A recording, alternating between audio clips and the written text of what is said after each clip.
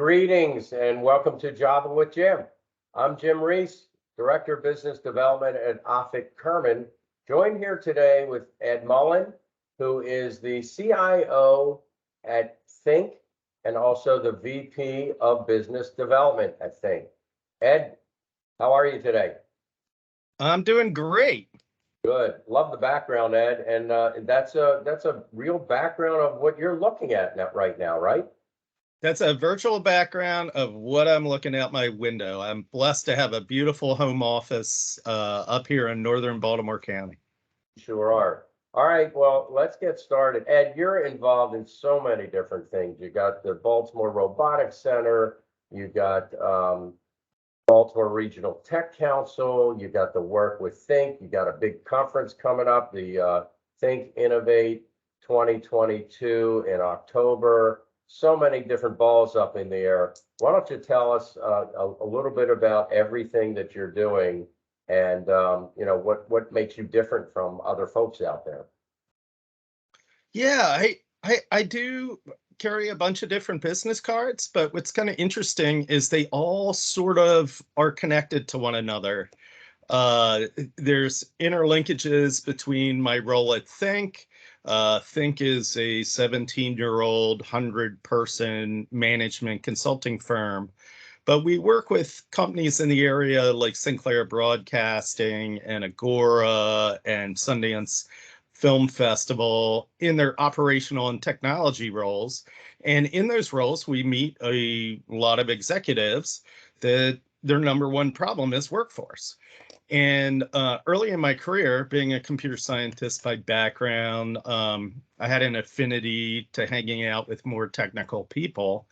And I realized that there was a huge, talent gap. And that gap over time has just gotten bigger and bigger and bigger. And then my kids started playing competitive robotics. And I started running into all these young people who were aspiring tech professionals, but nobody is really working with them from a career development standpoint. And then in my day job, I'm working with these tech executives that are like, we can't find anybody. And so I started doing things to bridge the gap. One of those is to run robotics tournaments and to help fund programs in Baltimore City. There's over 100 robotics teams in Baltimore City. I don't think most people know that. And then most recently, I was doing a bunch of work in South Florida and realized their tech council was a huge part of the growth and success of the tech sector down there. And I'm like, where's our tech council?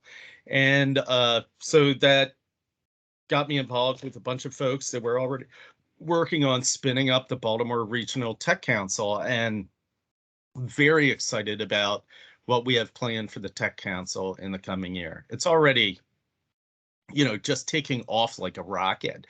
And I think part of that is this huge pent-up demand and a huge amount of excitement around the tech industry in the Baltimore area. Yeah, that's great for sure. You got your hands in a lot of different things, but they're all interrelated, like you said. I see that. So, Ed, with all of these different projects and your day job at Think, of course, what are you most proud of?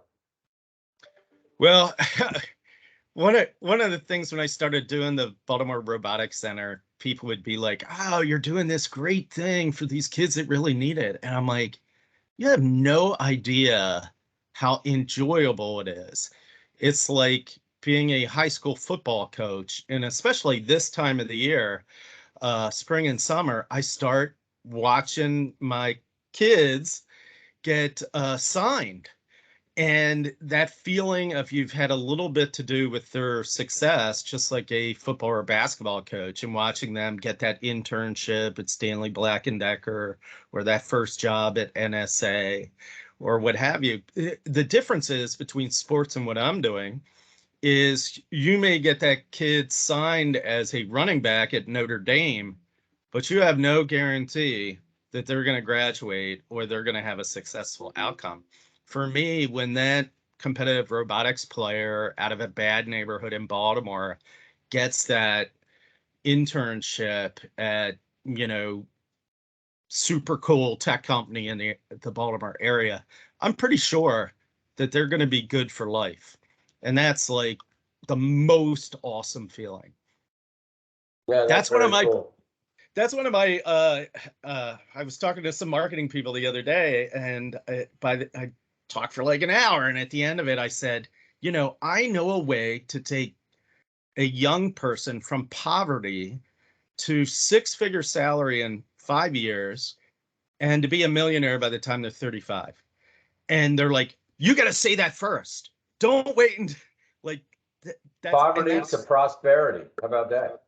Right. In and not just like a, you know, 1 in a million shot like sports, but like a high probability. You follow this plan, you do this thing, and you're going to be doing quite well in a relatively short period of time. So that's what kind of gets me up in the morning and gets me excited. I love the sports analogy. Everybody can relate to that. So Ed, certainly we read about inflation every day. We're reading about the R word every day. What do the next 6 months look like for you and all these various things that you're involved with? Yeah, I think so.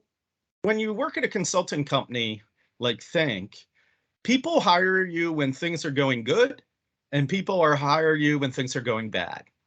So transitional markets we actually do very well in. What was amazing about the pandemic was we grew like a weed during the pandemic because people were interested in creative solutions, and they were more likely to do it than in a just sort of sedentary market. The other thing is we are, if the talent issue in the Baltimore area was bad before, you have seen nothing yet. The pandemic has opened up the world via remote work to people in the area. So it's going to be more difficult. And I think sort of what I bring to the table as like a scout, a coach, an expert in this area is just going to become more and more valuable. And I think it's going to be exciting because people are going to, you know, have to think differently about things. They're going to have to look at the world in a different way. So for me, for some people, it may be kind of frightening. For me, I'm like, this is exciting. This is Yeah, exciting times. yeah, bring it on. So Ed, I know you know a million people, and many people watching this video interview will know you. But what do people watching this not know about Ed Mullin?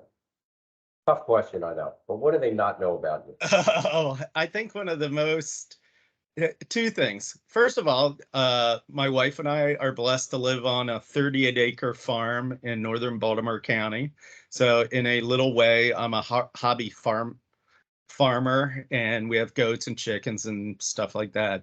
And the other thing I think most people do not know about me is that at one time I was on welfare, collected food stamps, was 18 years old, and had was a brand new dad, and we were on every government program, and we're sort of poster children to how that can be a springboard back to prosperity. Everybody can use a safety net when they're in that situation.